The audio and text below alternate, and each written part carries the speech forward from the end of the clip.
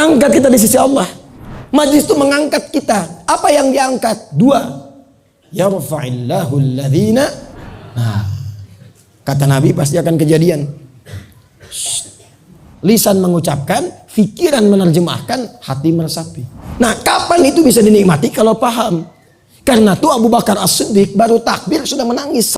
Orang sekarang mereka artikan jalasa itu duduk. Padahal asalnya jalasa itu berpindah dari tempat yang rendah ke tinggi. Jadi kalau bapak, ibu, tuan puan ini duduk di bawah di karpet. Saya minta pak, ibu pindah ke kursi tempat yang tinggi. Itu namanya jalasa.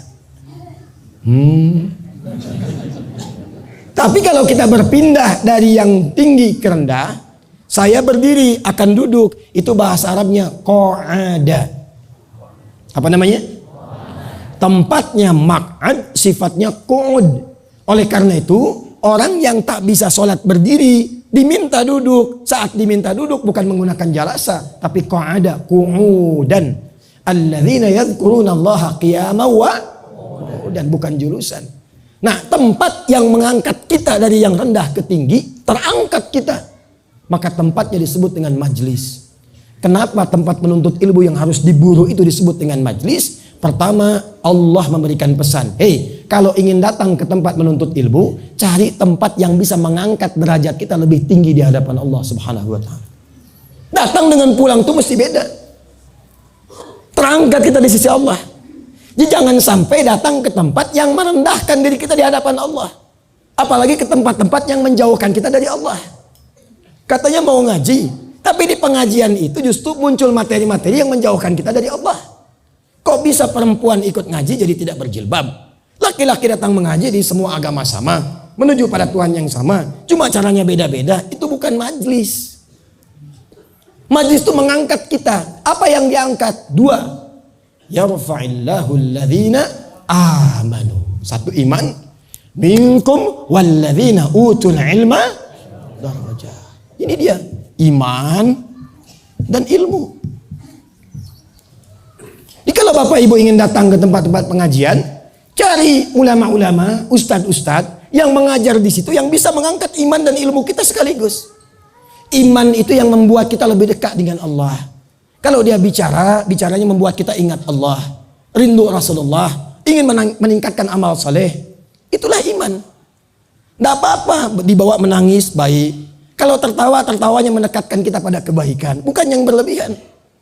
Pulang-pulang nangis, sedih, meratap tiap hari, sholat tertinggal. Nah, itu bukan iman namanya. Cari yang membuat kita lebih baik untuk mendekat kepada Allah, itulah iman. Yang kedua, cari yang membuat ilmu kita bertambah. Contoh begini, ini contoh. Bapak ibu kalau sholat itu sehari, ya sholat sehari berapa waktu? 5. Berapa rakaat? 17 rakaat. Jadi kalau baca Al-Fatihah 15 kali, 14 kali, 17 kali. Kalau 15 kali sholat zuhurnya 2 rakaat, ya. Kan setiap rakaat kita baca Al-Fatihah kan? Baik. Nah, begini. Tadi subuh jam berapa? 4:45 ya. Alhamdulillah. Baru di Masjid Syuhada terjadi kesepakatan bulat tentang waktu sholat subuh. Kemarin saya di Tanah Datar masih ada perbedaan pendapat. 4:45, 4:53, 4:43. Ya kita ambil tengah-tengah saja ya. Di sini semua sepakat, semua bulat. 4:4. Allahu Akbar, Allahu Akbar. 4:45 dipanggil. Sudah siap kita. Sudah bangun sebelumnya. Sudah siap menunaikan sholat. Itulah iman. Hanya problemnya begini. Saat akan menunaikan sholat kita khusyuk siap. Tapi begitu bertakbir, Allahu Akbar. Ini hari ini hujan tak ya? Jemuran di mana tadi taruh? Sendal tadi lupa di mana? Aduh, ada yang belum diupdate dalam handphone. Pernah begitu? Nah, kata Nabi pasti akan kejadian. Saya mau bagi rahasia, tapi di sini saja.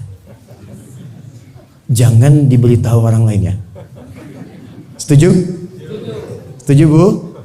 Nah, Bundokan doang setuju nih. Saya makan di restoran Bundokan doang, tapi harus bayar. Alhamdulillah. Iya. Tapi saya lihat luar biasa memang. Jadi kita nyari restoran dari yang sederhana sampai restoran siang malam ada. Ya, siang malam. Jadi kita ke Lampung ada restoran siang malam. Kemudian ada lagi sudah kumpul semua. Jadi ketika dilihat, oh siang sudah ada, pagi sore ada, saya lihat tuh.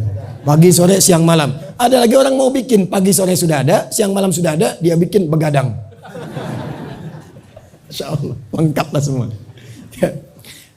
Saya mau bagi rahasia. Baik, ibu dan bapak sekalian, kenapa tadi sampai ke rumah makan ya? Ada sesuatu yang sangat penting yang terkait dengan apa yang kita uraikan ini, khususnya tentang bab sholat tadi, antara iman dengan ilmu. Ada setan khusus. Ini rahasianya. Ada 9 jenis setan. Bukan 9 jenis kelokan dong.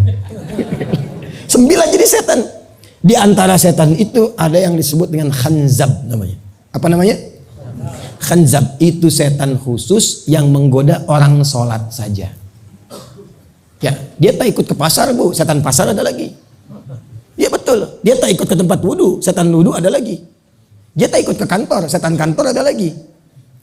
Namanya khanzab. Kata Nabi, "Idza udzina fa farra syaitanu wa alaihi dharat," atau kama qala Rasulullah sallallahu alaihi wasallam. Kalau azan dikumandangkan, setan itu lari. Yang biasa goda tadi, lari dia. Sambil terbirit-birit. Makanya kalau azan berkumandang, orang yang jarang sholat pun bisa mengingatkan, sudah azan ya. Pernah begitu? Fa idza thuwiba fa'ada. Kalau azan sudah selesai balik lagi. Makanya kadang tak sadar dijawab, baru azan, belum qomat. Karena setannya balik lagi. Sampai ketika akan sholat, kita bisa fokus. Tapi saat bertakbir, wa idza kabbara fayaqulu syaitanu udhkur kadza udhkur kadza. Tapi ingat ini, sebelum takbir kita bisa fokus, tapi saat takbir Allahu Akbar, kata Nabi, setan itu akan membisikkan di pikiran dan jiwa orang sholat itu, ingat ini ya, ingat itu ya. Maka jadilah kita mengingat apa yang tidak ingin diingat. Belum selesai hadisnya, hatta la yash'ural musalli kam raka'atan yusalli, sampai ada orang sholat lupa berapa rakaat sedang menunaikan sholatnya. Oh kan? Subuh tadi berapa rakaat? Ada yang 3, ada yang 1 rakaat. Itulah setan. Nah, bagaimana cara kita menepis godaan setan itu saat sedang sholat? Karena khusyuk itu dimulai sebelum sholat, berlangsung saat sholat, berakhir setelah sholat. Sebelum sholat ada babnya. Sedang sholat itu, bagaimana menepis godaan setan itu pakai ilmu. Apa ilmunya? Namanya ilmu tilawah. Dari Quran. Ilmu apa namanya? Tilawah. Ada qiraah, ada tilawah, itu beda. Jadi kalau qiraah itu asalnya secara umum membaca sesuatu tanpa menuntut memahami. Yang penting baca, tak harus paham, itu qiraah. Apa wahyu pertama turun? Iqra. Ya, perintahnya baca. Ya, Nabi tidak dituntut paham, baca aja dulu. Tapi kan Nabi nggak bisa baca, maka beliau jawab ma'ana biqari. Tapi kalau tilawah, tilawah itu punya 3 arti. Baca, pahami yang dibaca, setelah paham amalkan yang dipahami itu. Itulah tilawah. Orang yang baca Quran tanpa harus memahami isinya, maka disebut qori namanya. Maka kita sering dengar qori baca Quran kan? Tapi kalau ingin diterjemahkan kan di sampingnya ada orang lain. Ya, yang menerjemahkan itu siapa kita sebut? Sari tilah. Asalnya cuma tilawah saja. Cuma mungkin yang pertama menerjemahkan Ibu Sari. Makanya diberi nama Sari Tilawah. Kalau yang menerjemahkan namanya Pak Bagindo, mungkin Bagindo tidak. Nah, tilawah ini asalnya baca, pahami, amal. Kata perintahnya, kalau ikra itu untuk qiraah, kalau untuk tilawah utslu. Maka bukalah Quran surah ke-29 Al-Ankabut ayat ke-45. Kita nih hafal tengahnya, tak menghafal awalnya. Saya yakin 1000% tengahnya hafal. Saya bantu bacakan depannya. Innas sholata tanha. Tuh. Awal ayatnya apa coba itu? Salat yang bagaimana yang bisa tanha anil fahsya wal munkar? Awal ayatnya utslu ma uhya ilaika minal kitab wa aqimis shalah. Sebelum sholat, kalau ingin khusyuk dalam menunaikan sholat itu salah satu caranya kata Quran, pahami dulu bacaan-bacaan sholat itu. Pelajari dulu gerakan-gerakan sholat itu. Supaya saat kita membaca dan melakukan gerakan, dengan pemahaman itu terbantu khusyuk. Karena apa? 3 bagian tubuh kita ikut bekerja bersamaan. Lisan mengucapkan, pikiran menerjemahkan, hati meresapi. Contoh. Bertakbir tangan kita, dibuka dengan takbir. Fayaqulu Allahu Akbar. Allahu Akbar. Pentingnya ilmu, lisan bicara, mengungkapkan Allahu Akbar. Pikiran menerjemahkan. Karena tahu terjemahan, tahu ilmunya, Allah Maha Besar. Maka pikiran itu akan diganggu setan. Karena fokus menerjemahkan apa yang diucapkan. Hati meresapi, ya Allah, aku menetapkan Engkau yang Maha Besar. Tapi terkadang sebelum sholat aku merasa besar dalam kehidupan. Sombong dengan tetangga, yang paling angkuh dengan teman, yang paling hebat dengan kawan. Maka ditaubati di situ. Itulah yang menjadikan kita baca setelah itu doa iftitah. Allahumma ba'id baini wa baina khatayaya kama ba'adta bainal masyriqi wal. Ya kecilnya itu pengakuan, aku mengaku ya Allah, aku banyak dosa. Kadang aku merasa besar dalam kehidupan, aku taubat. Jauhkan aku dan kesalahan yang aku perbuat sejauh timur dan barat yang tak pernah berjumpa lagi. Atau dibacakan, ya Allah, aku bertekad, aku berkomitmen, Engkau yang Maha Besar. Aku tunduk patuh kepadamu dan jadi muslim yang baik. Allahu Akbar kabir. Alhamdulillahi katsir.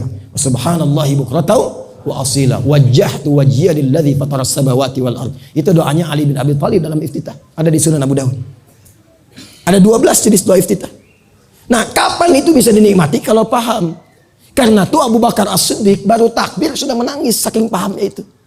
Itu yang menutup celah setan supaya tidak mengganggu kita dalam sholat. Itulah ilmu. Iman bagus tanpa ilmu jadi masalah. Hamba ingin tobat ya Allah, hamba akan datang besok sholat subuh, tak apa-apa, 3 rakaat. Iman boleh, tapi tanpa ilmu bisa salah. Karena itu, kalau nanti masjid ini mengadakan ta'lim, menjadi majlis, maka petakan kebutuhan masyarakat di sekitarannya. Buka dengan yang pokok, jangan jauh-jauh, jangan tinggi-tinggi ngajinya. Bab sholat dulu, bahas dari awal sampai akhir. Kenapa kakinya dibuka tak terlampau lebar begini? Kenapa tak terlampau rapat begini? Kenapa kaki itu harus sejajar dengan bahu? Artinya harus itu bukan berarti wajib. Yang dimaksudkan itu ditekankan sejajar dengan bahu. Kenapa mengangkat tangan itu begini? Kenapa ada yang begini? Kenapa bersedekap kanan ini menutup yang kiri begini? Itu ada asbabnya. Ada ayatnya, ada hadisnya, dan ada kitabnya. Nadharat fi ma'anis shalah, asrarus shalah itu diantara kitabnya. Kami kalau mau ngajar, misal bab sholat, itu saya cari kitab-kitab yang terkait dengan sholat. Saya kumpulkan semua. Apa yang ada di toko kitab kita beli.